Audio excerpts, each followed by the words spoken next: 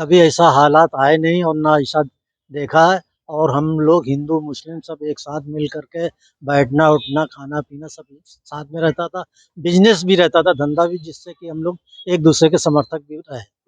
लेकिन चंद लोग सत्ता के नशे में चूर होकर के या अपनी राजनीति चमकाने के लिए या भाईचारा खत्म करने के लिए ऐसे ऐसे वक्तव्य दे देते हैं जो सुनियोजित होती हैं और आम लोगों का नुकसान होता है। दंगे फसाद हो जाते हैं, आम लोगों की रोजी रोटी छिन जाती है, शिक्षा रुक जाती है, देश का विकास रुक जाता है और यहाँ तक कि जो सत्ताधारी लोग हैं उनको भी दिक्कतें होती हैं, बार बार चुनाव कराने पड़ सकते हैं। क्योंकि ये मुस्लिम कानून के एतबार से भी गलत है। जो ये कहता है कि सर कलम करना चाहिए, वो शरई और मुस्लिम कानून के हिसाब से भी वो सही नहीं है जब तक कि प्रूव ना हो जाए। और प्रूफ के बाद में मुस्लिम कानून जो है शरा जिसे कहते हैं शरई कानून में भी इसका सर कलम नहीं किया जा सकता। नमस्कार, आप देख रहे हैं कबीर न्यूज और मैं हूं आपके साथ जितेंद्र कंबल। इस समय देश का माहौल किसी से छुपा नहीं है। हर गली, हर नुक्कड़, हर चाय और पान वाले की दुकान पे हिंदू और मुसलमान के अलावा कोई बात नहीं है। हम भी हैं कानपुर में, थोड़ा हम भी जानना चाह रहे हैं कि कितना देश में हिंदू मुसलमान करने के बाद देश की जनता के अंदर कितना विरोधाभास पैदा हुआ है।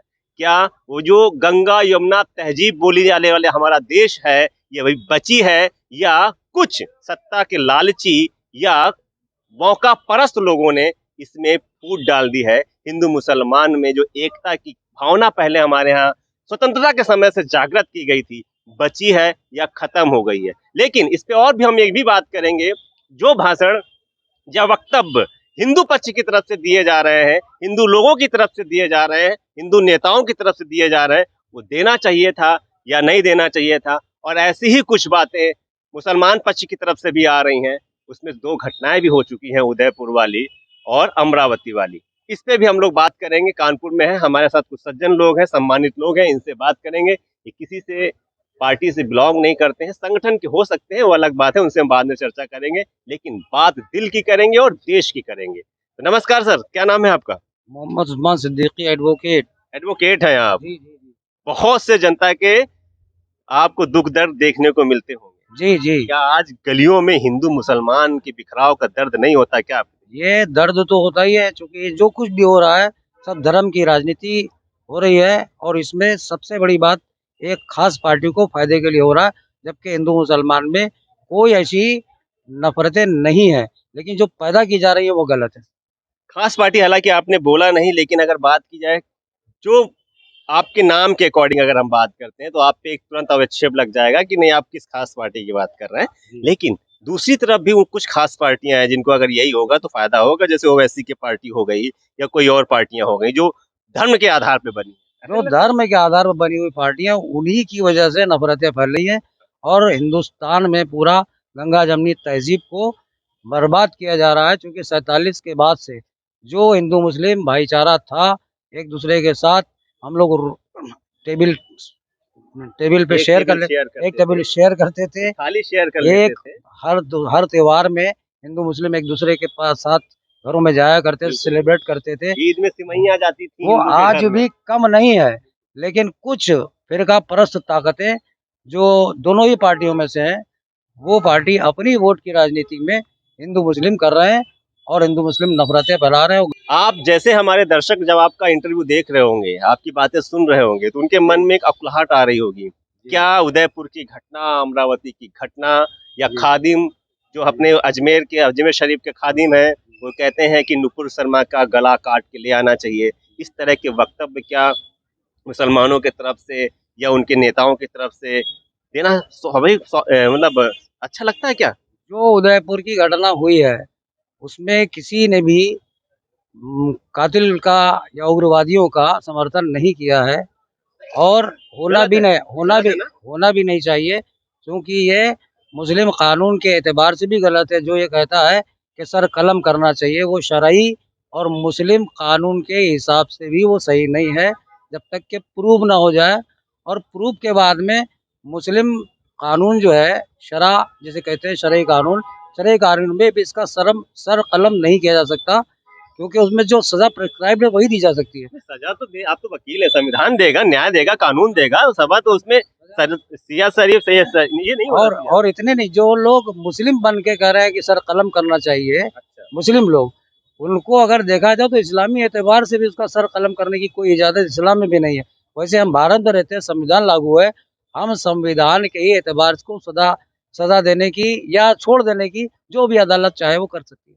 देखिए मैं यहाँ एक बात पुष्ट कर देता हूँ, उन्होंने भी एक बात को बहुत अच्छे से पुष्टि करी है कि जो सर कलम की है, जो सिया अब कौन सा कानून से शरिया कानून, शरिया कानून माना जाता है, शरिया कानून के तहत वहां पर भी गला काटने की कोई बात नहीं है, वो भी नहीं काटा जा सकता। उन्होंने इस बात को उन लोगों के लिए कहा है जो लगातार मीडिया और सोशल मीडिया में इस बात का जिक्र कर रहे थे कि हमारे कानून में ये चीज है, लेकिन भारत देश संविधान से चलता है, कानून है, सुप्रीम कोर्ट है, वहां पे जो सजा निर्धारित की जाएगी वही मिलेगी। हमारे साथ और भी लोग हैं, उनसे बात करते हैं। अभी आगे आ जाइए, क्या नाम है आपका? राज ऋषि। राज ऋषि। कैसा महसूस कर रहे हैं, क्या उम्र है आपकी इस समय? इसमें 55 साल है। 55 साल। बचपन में आप खेले कूदे, गलियों में बड़े हुए हो, आज के माहौल और आज के 20-30 साल पहले के माहौल में क्या अंतर पा रहे हैं? अंतर ये पा रहे हैं कि देखिए पहले का स्कूल का जो सिस्टम था शिक्षा का, वो दूसरा था, ठीक है ना। वो हम लोगों को घर ही में बैठ के ज़मीन में पढ़ते थे, एक रोशनी में पढ़ते थे और सभी लोग एक साथ जो है आपस में शेयर करते थे। आज हाईटेक हो गया, सब कंप्यूटर टेक्नोलॉजी हो गई, सब एक से एक रिसर्च बच्चे से लेके और जवान तक सभी निकाल लेते हैं। और इस सिस्टम में आदमी क्या होगा, काफ़ी मतलब उछल कूद करने लगा है, तो उसी तरीके से वो अपने निर्णय भी लेने लगा है। उछल कूद करने का मतलब हमारा ये है, हाँ, उछल कूद करने का मतलब ये है कि वो जल्दी से फटाक से उसने देख लिया ट्रेन कै बजे आ रही है, कै बजे पहुँचोगे, किसी को क्या करना है। तो इसी तरीके से आदमी जहाँ जहाँ शिक्षित हुआ है वहीं वहीं दूसरे को डिस्ग्रेस करने की वजह से ये सब विरोधाभासी जो बातें हैं, माहौल देश का माहौल कैसा? देश का माहौल जो है बिखराव वो लगता नहीं है? हाँ बिखराव हो गया है, बहुत ज्यादा बिखराव लगता है। नुपुर शर्मा के वक्तव्य से आपने अगर सुना था उनको, सुना था, सहमत हैं क्या? किसी भी धर्मी भावना आहत करना कि देश में ठीक है क्या? देखिए मैंने स्टेटमेंट तो नहीं सुना है जो स्पष्ट है, और अगर ऐसा किसी के आहत करने का किसी को कोई अधिकार नहीं देता है, हमारा ना संविधान देता है, ना हमारी आत्मा देती है।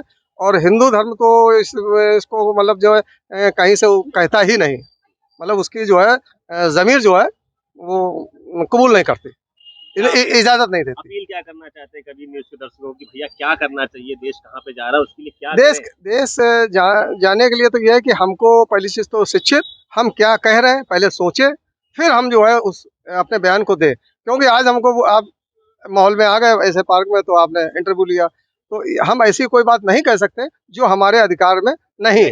मैंने स्टेटमेंट तो नहीं सुना है जो स्पष्ट है, और अगर ऐसा किसी के आहत करने का किसी को कोई अधिकार नहीं देता है, हमारा ना संविधान देता है, ना हमारी आत्मा देती है। और हिंदू धर्म तो इसको मतलब जो है कहीं से वो कहता ही नहीं, मतलब उसकी जो है ज़मीर जो है वो कबूल नहीं करती। दादा क्या नाम है आपका? मूलचंद। क्या उम्र है आपकी? 70 से ऊपर है, 72। इस उम्र तक तो आपने देश को बनते बिगड़ते स्थिर अस्थिर होते सब तरीके से देखा है। वर्तमान में जो हालात चल रहे हैं, क्या इस तरह के हालातों को कभी देखा? ना कभी ऐसा हालात आए नहीं और ना ऐसा देखा है। और हम लोग हिंदू मुस्लिम सब एक साथ मिल करके बैठना उठना खाना पीना सब साथ में रहता था, बिजनेस भी रहता था, धंधा भी, जिससे कि हम लोग एक दूसरे के समर्थक भी रहे। वर्तमान में ये स्थितियां नहीं है। ना इसमें कुछ लोग हैं कुछ जो इस ऊपर हाँ, है, जो चाह रहे हैं कि हाँ, नहीं जो लड़ाई हो, बिखराव हो, बिखराव हो, वही चाहते। वो बचपन में कहा गया था ना, कौन सी कहावत थी, बंदर रोटी ले जाता है भात वाला ना। सही हाँ, सही। बांट बांट के हाँ। अलग, ठीक है, तो वही कहावत है, वो पूरा नहीं कहना चाहिए। हाँ। एक चीज हम आपसे ये जानना चाह रहे हैं, आज की परिस्थितियों में, जब लॉकडाउन लगा था तब भी हमने देखा था, और अभी की परिस्थितियों में गुड़गांव में ये हुआ है, मनेसर में, कि एक बजरंग दल और विश्व हिंदू परिषद ने के करीब 200 लोग आए, वहां पे उन्होंने कहा कि नहीं, हमें मुसलमानों की दुकानों पे खासकर, हालांकि उन्होंने अपने आप को बचाव करने के लिए एक लाइन ये बोली, सिर्फ ये लाइन बोल दी थी उन्होंने, कह दिया था कि जो इस देश में अवैध है, लेकिन फिर भी मंशा तो जाहिर हुई ना, अवैध कौन पढ़ता है, लोगों के मन में मैसेज तो ये जा सकता है ना कि ठीक है, मुसलमानों की दुकानों से हमें कोई भी चीज खरीदनी नहीं है। कितना इत्तेफाक रखते हैं आप?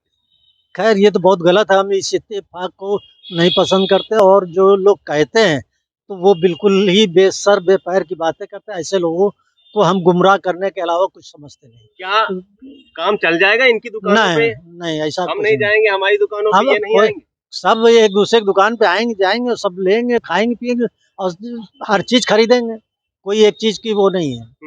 और ये बिखराव करने वाले तो दुनिया के लोग तमाम हैं, इस समय वो बिखराव करते हैं। हमें उनसे उन नफरतियों से बिल्कुल नफरत है और ऐसी बातें हमें पसंद है। ये सियासी अपने आप को स्टेटमेंट। चमकाने वाला होता हाँ है। हाँ हाँ कि बस हम कुछ कहें, भाई, सरकार दुकान सारी अब चर्चाएं पूरी करके वो दुकान खोले बैठा हुआ है, तो हमें सामान लेने में क्या दिक्कत है? बस वही क्या दिक्कत क्या है? दिक्कत है और किस तरीके का? आप बताएं, क्या नाम है सर आपका? मेरा नाम है रविंदर एडवोकेट। रविंद्र एडवोकेट जी। वही सारे सवाल आपसे भी हैं। हिंदुस्तान की एकता को आप कहाँ देख रहे हैं वर्तमान समय में?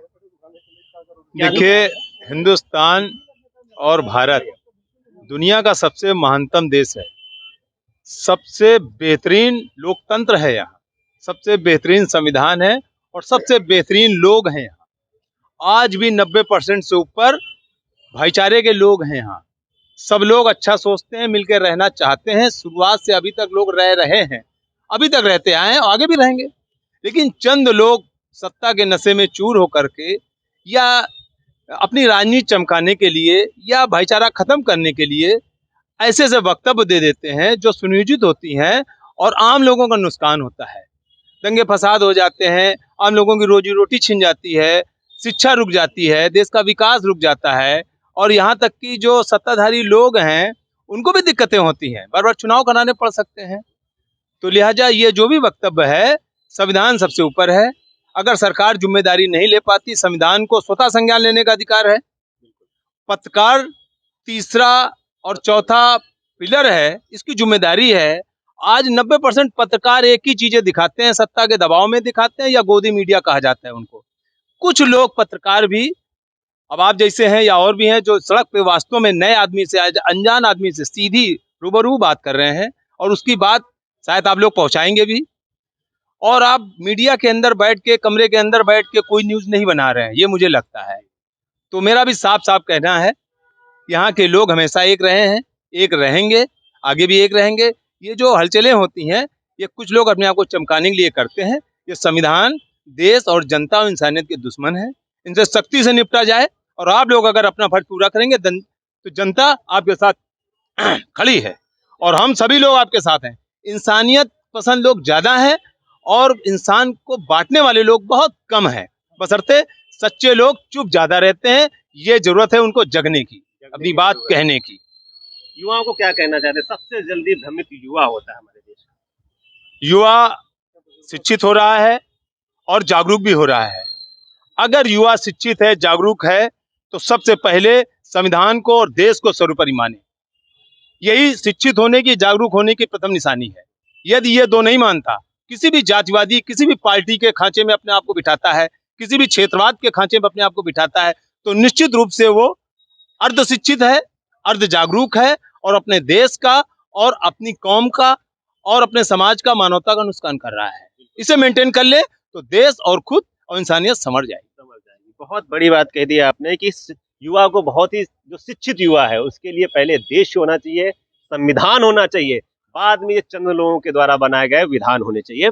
ये चीज आप कह रहे हैं। और आप अपने समुदाय के, धर्म के युवाओं को क्या कहना चाहेंगे कि किन किस बातों में ना आए जो बांटने की कोशिश कर रहे हैं? मैं अपने धर्म के युवाओं को यही कहना चाहूँगा कि इस्लाम धर्म किसी को बुरा कहने की इजाज़त नहीं देता है। सबको समानता का दर्जा जिस तरह संविधान में, इस तरह से इस्लाम में भी है। किसी को कोई बुरा कहने की ज़रूरत नहीं है और ना ही कहने का हुक्म है।